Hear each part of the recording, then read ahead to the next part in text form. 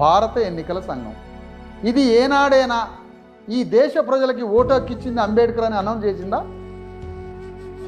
Cinema యాక్టర్లతో భారత ఎన్నికల సంఘం ఓట్ల చైతన్యాన్ని ఇస్తుంది.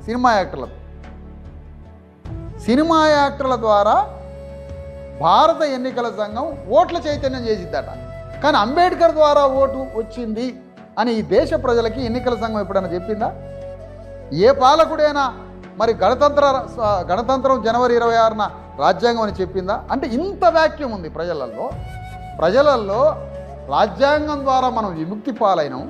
అంతకుముందు ఇంత ద్రోహం జరిగిందని ప్రజలకి ఇంత అచైతన్యం ఉన్నప్పుడు మాలాంటి వాడి ప్రయాణం కొండ మీదకి బండిని తోలడమే కదా.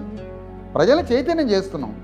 సులభతరమా అంటే సాధ్యమా అని కూడా నేనేసేది. అదే సులభతరం సాధ్యమేనా అంటే 100% సాధ్యమే.